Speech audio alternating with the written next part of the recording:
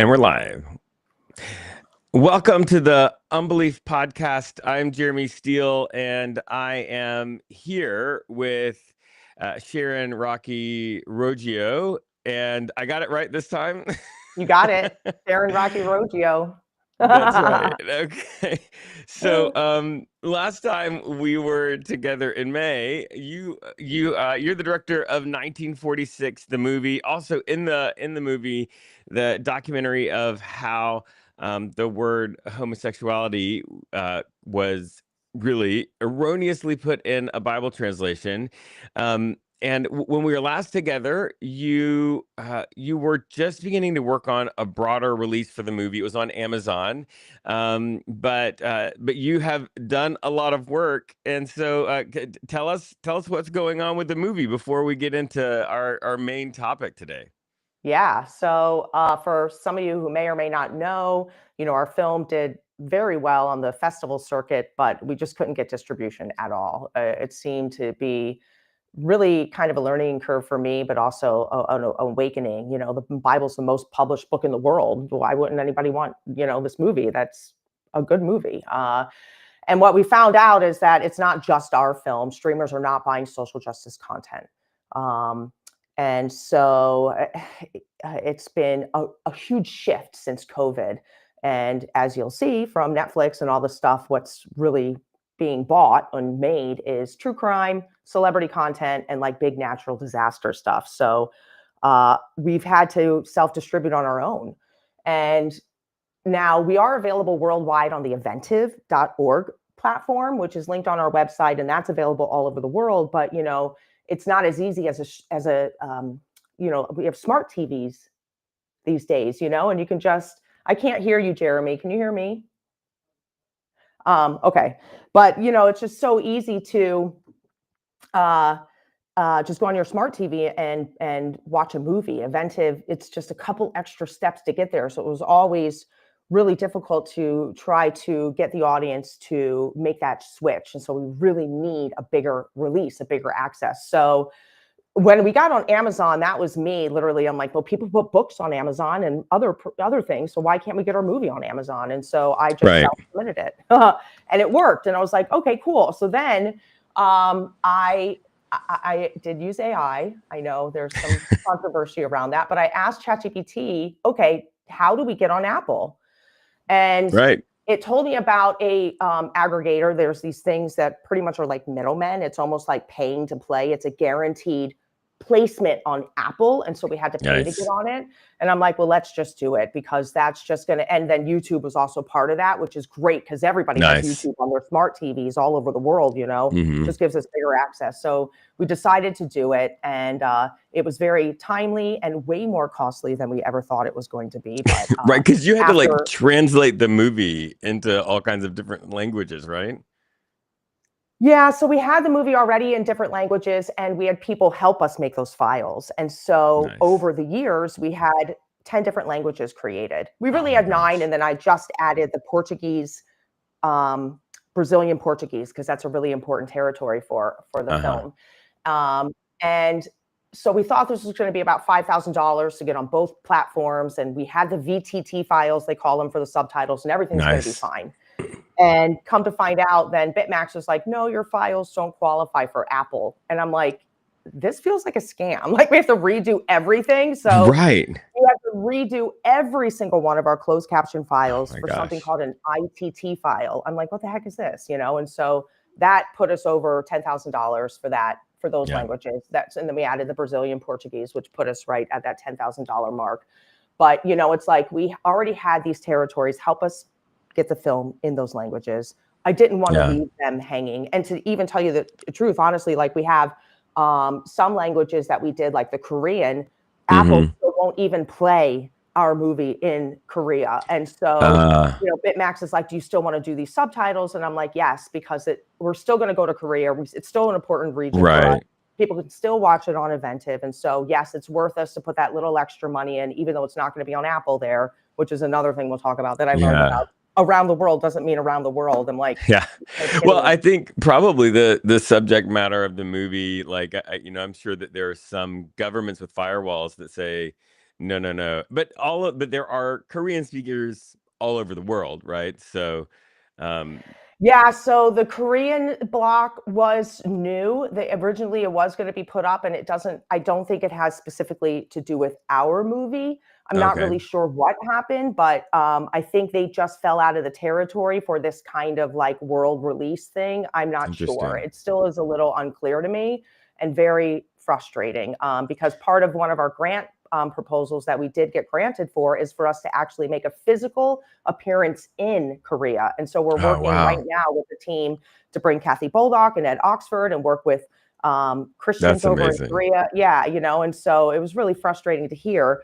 But then after the release was done, I'm getting DMs from a friend in Germany. The movie's not available here. We found out it's not Huh. available in South Africa. It's not available in New Zealand. And so I looked through Fascinating. our distribution list and I found that the hang up is, get this now, ratings. Our film's not rated. And so I'm like, okay, great. So now what do I Oh. need to do? Right. And so we're being blocked for that, which makes sense. But at the same time, it's like, that's just another expense. So I looked it up and it's Right. like $3 to $12 a minute to get your Oh film my God. rated. And we have to do it for each territory. It's not like an You're international rating. So kidding I'm like, me. we spent Gosh. all that money and now it's like we just need more money to be able to play in those territories. So that's what we dealt with this week. We're still so grateful that it's more widely Yeah, available. What are you going to for do? sure. So again, this is an opportunity for the audience to know if it's not available in your region, please go to eventive.org and take the couple extra steps it takes to, Yeah. watch the movie. And it's And an that's the place independent that, like, place you too. know, It's a great place to support, way better than Apple and Amazon, oh, for sure. And that's the place where, like, if you're hosting a big event with a bunch of people, that, like, you're not supposed to play any movie without fully licensing it for a large group. And that's the other thing that Eventive does that I really appreciate is it helps independent filmmakers uh, license it that way so that you are compensated for a large audience. And Yeah. I think I really love Eventive. I think it's such a really helpful service. Yeah, it's Um, been wonderful. So we're working and on if that there's now. anybody at Apple listening, Apple I TV, know. hook a brother up. Well, and even New Zealand is so frustrating because, we were told that it would be all English speaking countries, territories. That's an Right. easy on. Some of the other ones, like for Hmm. Germany, we found out it's not just the ratings. Germany wants the closed captions. We don't have the German closed Right. captions. So that'll be at least $1,000 for that, and then the ratings. And so what we're going to do is, again, just keep letting the audience know if it's not available in your area, please go to Eventive. Hmm. And we're working on solving this. We're going to be requesting more grant money to help pay for the ratings Yeah. that we'll need and some of the other closed captions in other languages, and just Yeah. keep going. I mean, this is, a movie that's turned into a mission now. I'm like, Yeah. I still For can't believe sure. I wake up and I work every single day on this. I'm like, Yeah. this has now become my life, but I'm happy to do it. And I really am so grateful to see the conversations growing and, people hearing about the film and knowing for an LGBTQ person, you're not a Right. sin, and Yeah. for someone who may be using the Bible as a weapon to at least just kind of, as we've talked about before, just take a step back Yeah. and think about how we use or misuse the Bible. Those are my two main goals as far as really continuing to push this message out. If we can do those two little things, I think that we can then come together and have better conversations and meet in the middle as a Yeah. society. Well, that's a perfect segue into what else I wanted to talk to you about. So, you do events all over. Like you said, you and I met at World Pride Film Festival. And I know that you have actual protesters at some of these events show up with signs and everything.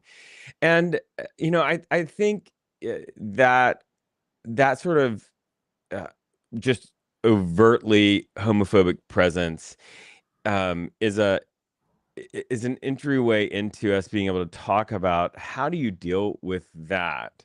And I'm curious, just sort of starting there, when you have protesters, I've actually seen videos of you, not just ignoring them, rushing by them, but actually walking up. So how do you deal with these sort of homophobic protesters when you encounter them?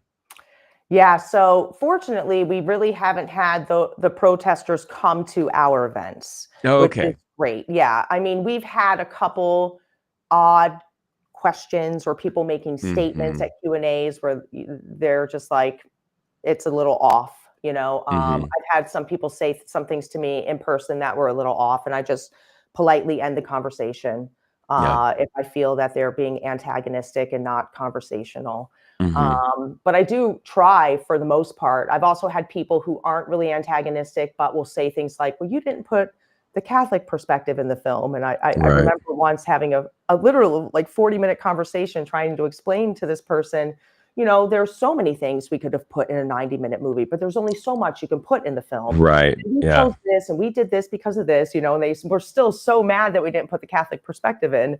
And Yeah. after 40 minutes of trying to politely explain it, I'm like, it sounds like maybe you should make that project. You know, maybe you should go Yeah. make that film, you know? Um, Yeah. but I so get some of the same comments when I do a video that's like technical. It talks about church history or something like that. People will be like, "Well, why didn't you say this?" And I'm like, "Well, I've only got 10 minutes to yeah, describe that. Would have been 30 on its right. own."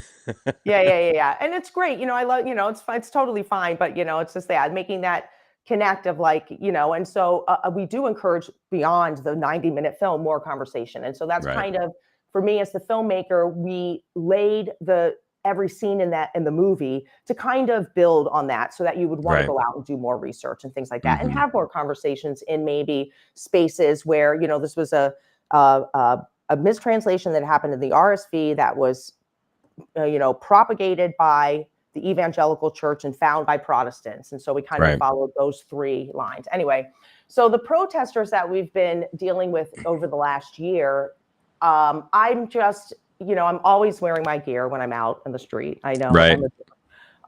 when I'm at pride parades and things like that. And there's always the protesters that are with the big signs and the First Corinthians and, you know, spewing Right. hate, and it's just so unnecessary. And honestly, they could be using their time for so much more good, you know, as a Christian. And Yeah. so, you know, really, it's just more about me going up and saying, "Hey, did you know?" Um, Yeah. I love that. and and it's not easy to do, and it's not fun. I'm not going to lie; I don't like Right. doing it.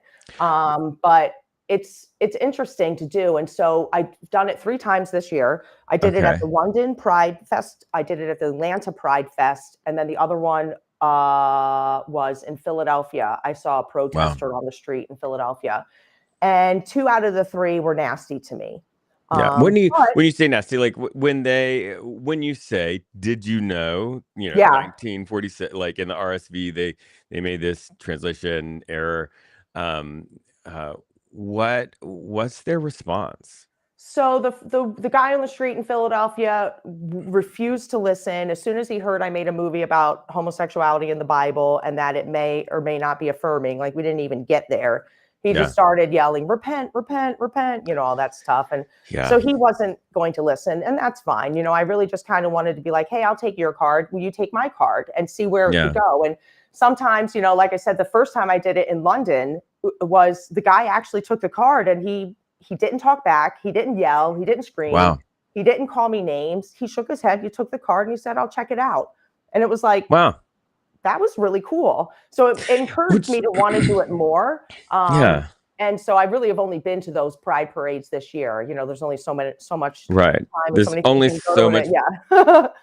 Yeah. And so I just made sure to go while I was there at these 3 pride parades. I guess I'm doing this weird social experiment on myself. I don't know. But because of that wonderful experience in London, I'm like, I'm going to try it again because you never know who you're going to impact and how you might get that person off the street doing those kinds of things, you know? Check 1, 2. Um, so yeah. So we're fortunate that we haven't had it too much in person. Now we do get attacked online a lot, which is another thing that we have to deal with, which I'm sure you get attacked online too. So Sharon, I've lost my audio. I can't Okay. hear anything. Um, and I'm not sure why. So Well, give I can me hear you, just a and second to troubleshoot my sound I issues. think I'm still Um, live. Let me and, check. let's see. Let's just swap. Okay, can you say something for just a second? Yeah, I can hear you, and it looks like we're No, of still course live not. over here Okay. at 1946. Um, I'm gonna Hey, refresh. Hopefully, it 1946. doesn't end the stream, but if it does, I'll get it started. Yeah, no worries. There's a little bit of a delay on the 1946.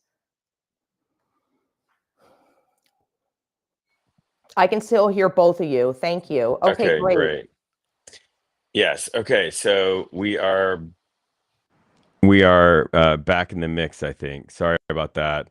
Um, okay, so so I think that's interesting, and I think maybe especially the person in London that they that they took the card. I think that my experience. So I've engaged with protesters. There was one night outside my office, and I can um I when I walked out, I began to talk to him. He saw one of my buttons that has a rainbow flag on it, and he just started into, he's like, "Have you ever heard of, you know, uh, whatever scripture he pulled out?" And I said, "Yeah, actually, I'm a pastor." And he just completely lost it that I was a queer pastor, and he was not nice. I was able to stay calm, but I like you, I've engaged with some protesters who, when I start talking, will actually have the conversation. Because one of the things that I've noticed in these sort of fundamentalist circles is people have been, um, for lack of a better term, brainwashed. Right? They've had limited access to people, limited access to information, and the people that have been the sort of authorities in those worlds have had this like monoculture of belief. And when they are exposed to somebody who's not fighting with them, who's not just saying like you're wrong, you're hateful, um, they will engage in the conversation because they haven't heard these things.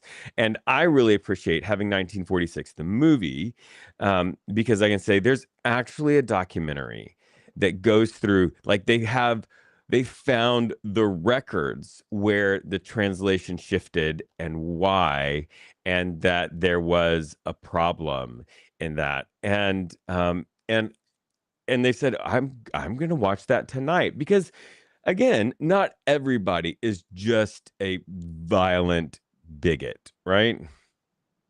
Yeah, no, for sure. Honestly, the more I do try to engage with, what we would call the other side, which it's still just even I like us hate that. talking like Yeah. this. It's like, we're all on the same side. We're all human beings living a human experience, trying to do the best we can. We all Hmm. put our pants on one leg at a time. I had like a softball Right. coach that used to use that, we're all, and I'm like, that's so funny. But it's true, and so when I do have those positive interactions, it encourages me to do more. And Yeah. it encourages me to keep doing this work. And, um, if we don't continue to do this work, it's just going to get worse for everyone. I think, one of the things I keep saying is whether you're a Christian or not, the Bible can be turned and used against you, anyone, in an instant. And that's what we're talking about here when you are misusing the Bible as a weapon. And some of our friends, our loved ones who may be oppressing us through the scripture, as I say in the film, are victims of this bad teaching as well. And so we need to have grace and empathy. And another actually clip I just put up, I had a conversation with the Mama Dragons, and I was talking about things I learned along the way, and as far as what parents go through during this process, and understanding and giving them grace for a moment to go through that. And having us be able to learn that, and conversations around that, so that when it happens to you, or something happens, you might be a little bit more prepared to not be so reactive, and or give someone grace that they might need to go through these difficult conversations, process the difficult conversations.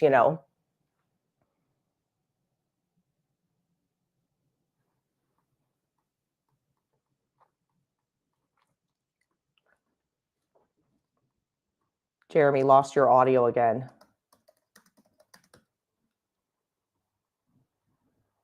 But you look great.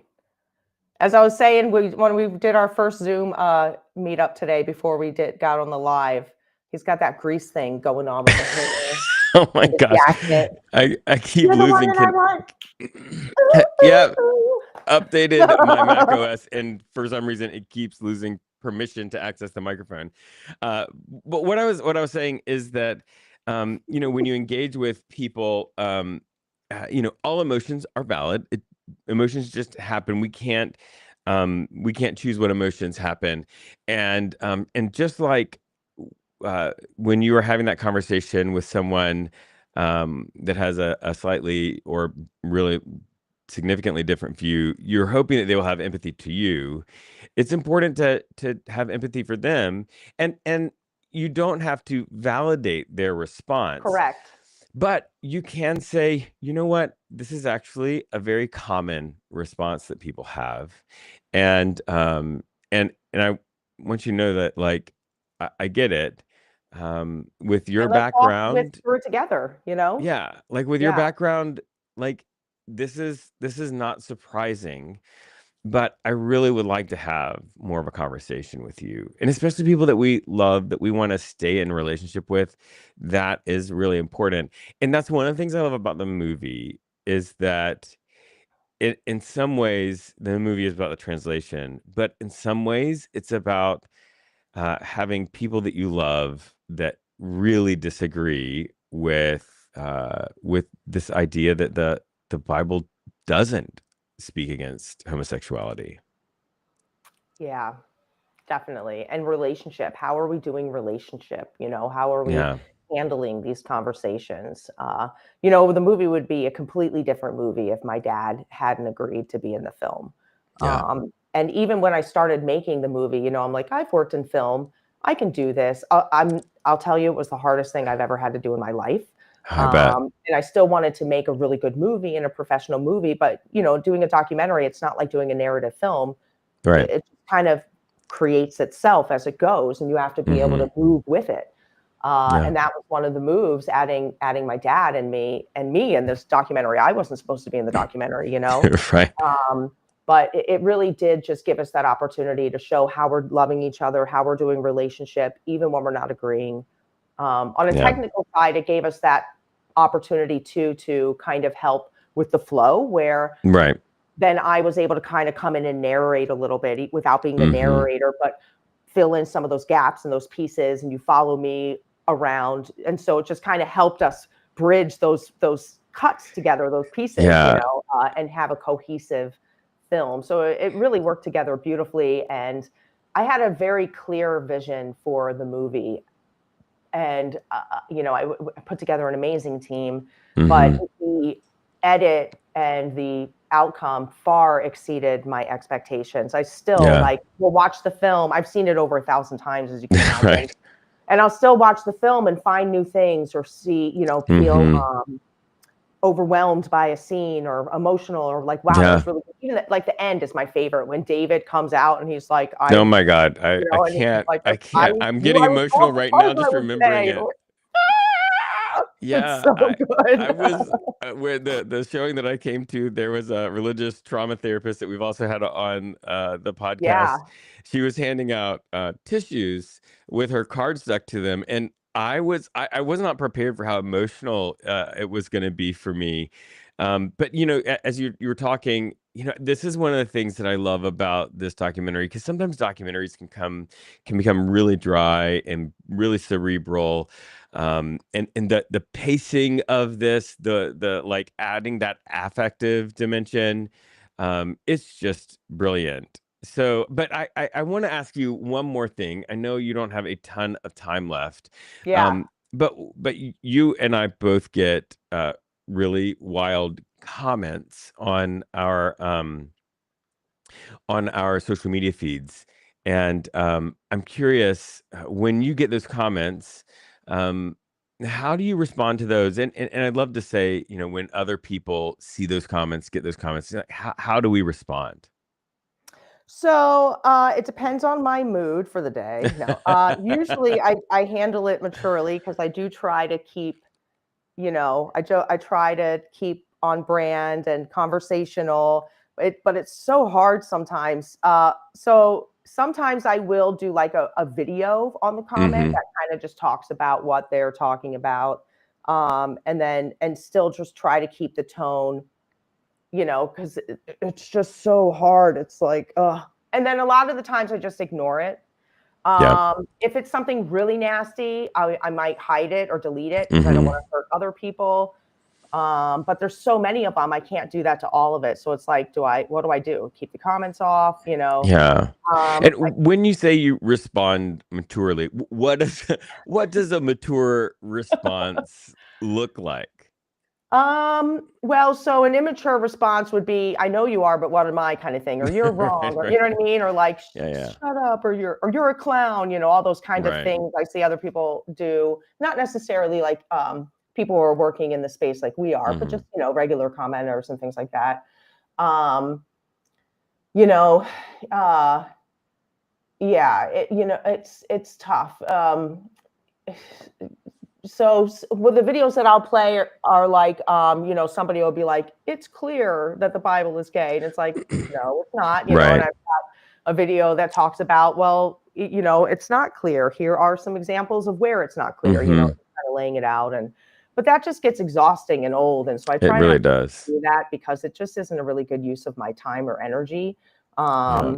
And I've got so much going on all the time. It's like, I just want to make good content and kind of ignore it. But it really hurts my heart to see that stuff come through because I know how much time and energy you take to do all the work that you do, and the videos that we make and the podcasts that we do. And then just to have somebody just come in and act like a politician and say, really, it's like, it's kind of like now we're in this reality where this is the norm, that people talk to each other like this, and our leaders are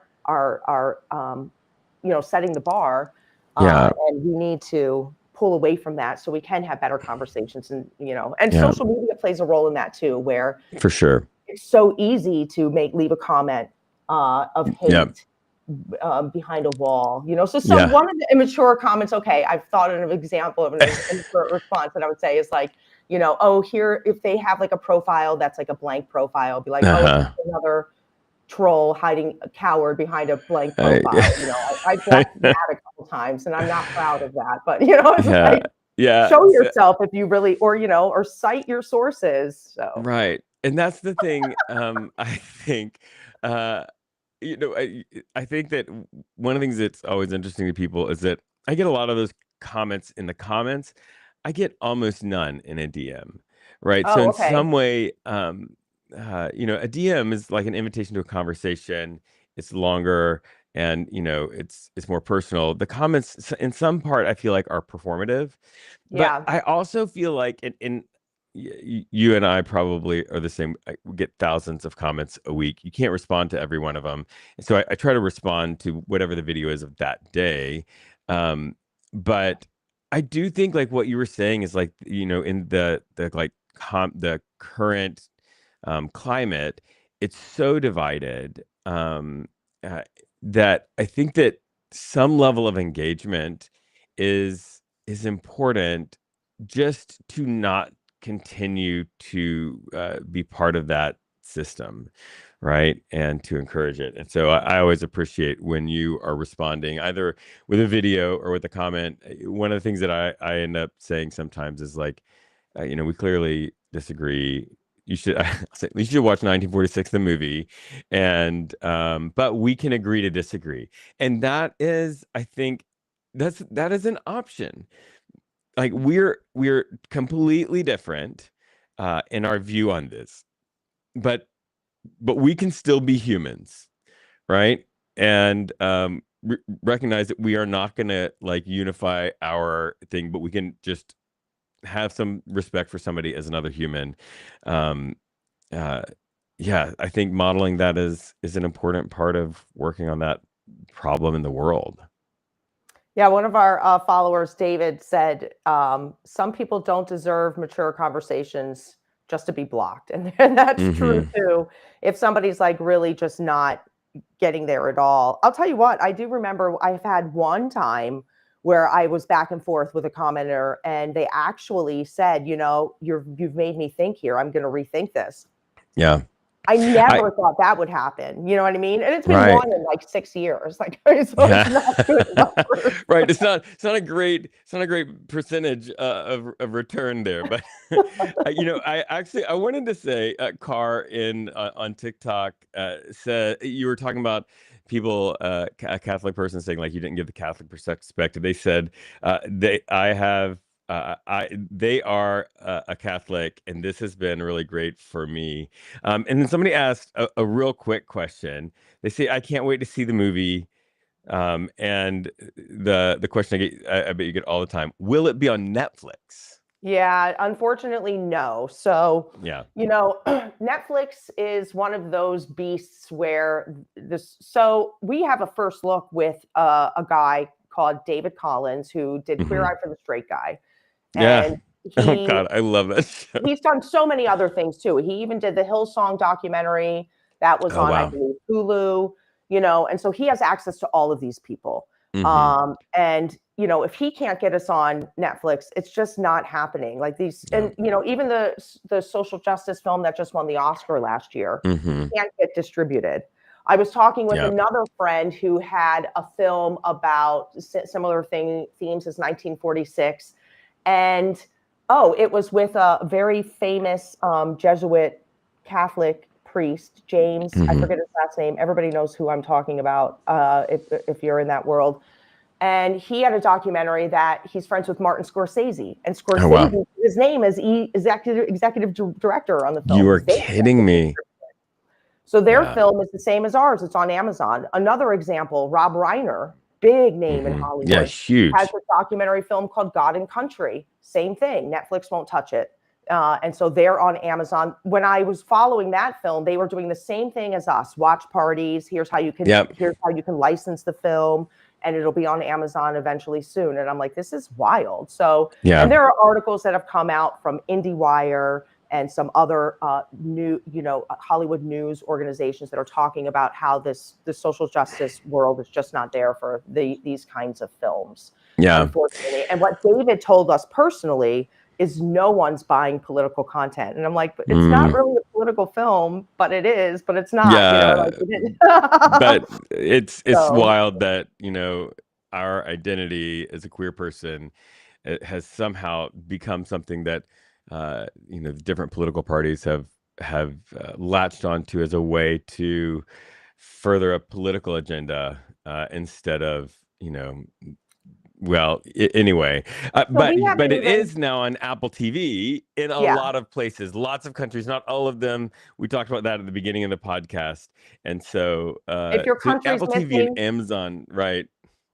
go to eventive.org. If your Right. country's missing, you can watch it there. I think there's only a couple territories like in the Middle East and like Russia that you can't Uh-huh. watch on Eventive, but it's Yeah. like very few.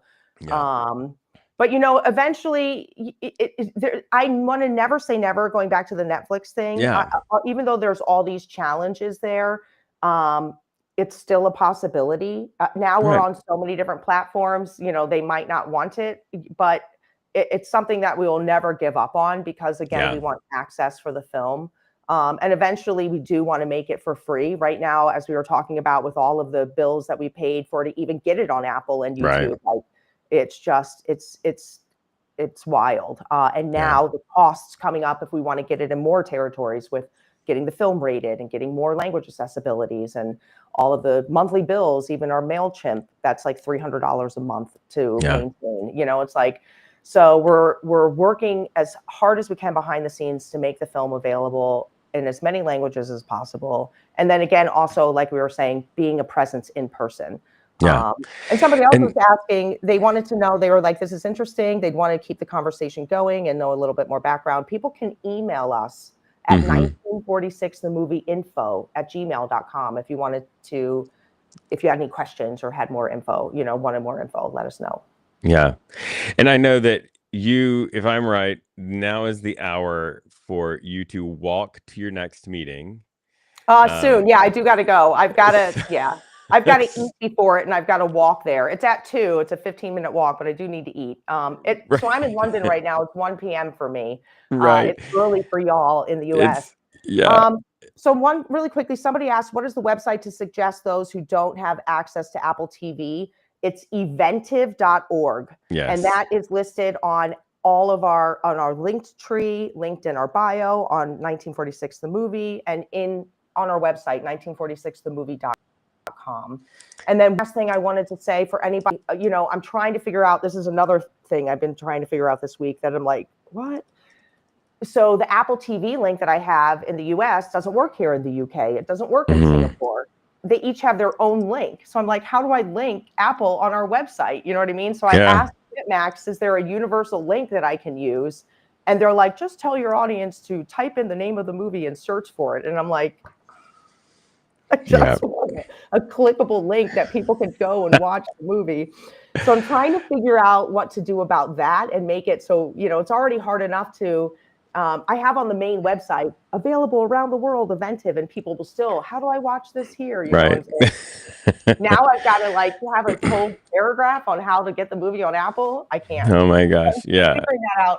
I thought maybe I could do something like link IMDb, because usually they say, here's where you can watch it, or Rotten Tomatoes. But anyway, so this is how I spend my time, Jeremy. Right. But you spent your time on this movie, and for people who haven't yet watched the documentary, I just want to give them a little taste of what happens. So it's talking about the translation of the Revised Standard Version, and translations happen by a lot of scholars, and in the midst of that translation, they chose the word homosexuality to translate a couple of words, and you guys actually went to where the translation committee happened, and searched through the scholars that you are having these documentaries, searched through the notes, the letters that were sent, and I don't want to spoil the movie, but can you tell us, without a full spoiler, what it is, how it actually got into the Bible? Well, how it got into the Bible was kind of the question, who made this decision and why, was really what Kathy and Ed wanted to ask when they went to the archives. Now, what they found in the data suggests that there wasn't malice, as they assumed. And they can't really still pinpoint the how, the why. We have the how, the time, but really what was the main influence. Now, Kathy's book will go into a lot more of this. She does have a theory on how and who influenced this translation. Fascinating. So her book is Forging a Sacred Weapon, How the Bible Became Anti-Gay, although she's now rechanging the subject or the title to How a 1946 Mistranslation Shifted Culture. So we're piggybacking off of the movie. That's nice. But her film will have all of that information in there, and it's fascinating. And if you want to get a little insight into that now, you can go on to our linked tree. There's a video linked of Kathy Boldock talking about her book. It's an hour long, and it gives you that who might have done this and what her theory is. Fascinating. And a little insight in the book. Yeah, and it was a British scholar that she thinks had the influence. So the history is fascinating. Her book is going to really be fascinating and put in the layers. Anybody who doesn't know what Kathy does, she looks at what's going on in history in all of these different timelines. So so all throughout time, from Bible time to now. And as she looks through the timeline, what's going on in politics, in the culture, in science, in medicine, in psychology, sociology, all of the practices in politics, in women's health and history, which didn't really happen until, recently, which is still not happening. We're still having public meetings in our in the highest office and the highest land in the United States without women in there. Like, why are we talking about which women is without women? wild. Right. So she Yeah. looks at all of these different things and all those different practices and disciplines. It's great. So get Kathy's book. It'll answer that.